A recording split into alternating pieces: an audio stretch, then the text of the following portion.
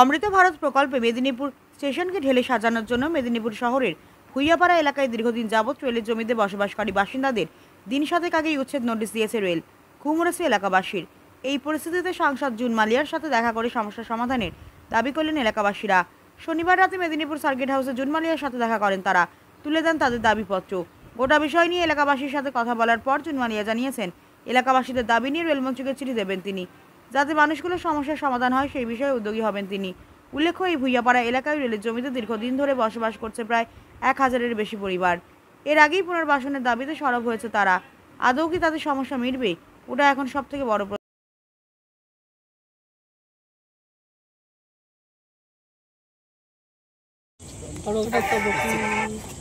আপনাদের সাথে নিয়ে নিচ্ছি রবি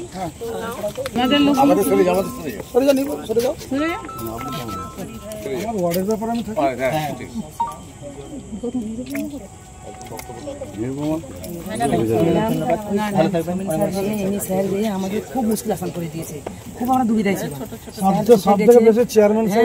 অনেক এত থ্যাংক ইউ স্যারকে জানাচ্ছি, মানে মুখে শব্দ নেই স্যারকে জানাবার জন্য যে আমাদের যে এত মুশকিল আসান করেছে। আমরা ছেলের আমার বিয়েতে ট্রেনিং চালু ছিল, তারপর দিন মানে যা দুবিধায় ছেলে পড়েছে। আমরা বাবা তো টেনশন করিস না, ওপরে মাথায় আছে না ওইভাবে তোমাদের সই দেবে নাকি, নোটিশ দেবে তার জন্য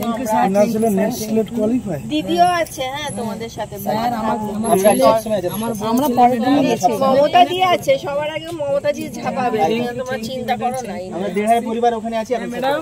স্যার আসছি স্যার, সবাইকে ধন্য যদি আমাদের দাঁড়িয়েছে, সবাইকে ধন্য জানাচ্ছি। আমরা সবের উপকার করেছেন, মানুষকে উপকার করেছেন ডিএম সাহেবকে। তো এবার আমি আমাদের রেল মন্ত্রকে এবং আমাদের রেল মিনিস্টারকে অশ্বিনীজিকে চিঠি লিখব এবং আমাদের সাউথ ইস্টার্ন ডিভিশনের ডিএমকেও লিখব চিঠি, ডিএম। তো দেখা যাক, কারণ রেল নিয়ে তো আমি বরাবর বলে এসেছি। খড়গপুরের কলোনি দিয়েও আমি আমাদের সংসদে বলেছি এবং পার্লামেন্টে উঠিয়েছি। একবার না, ডিমান্ড ফর গ্রান্টে আমি 2বার বক্তব্য রেখেছি।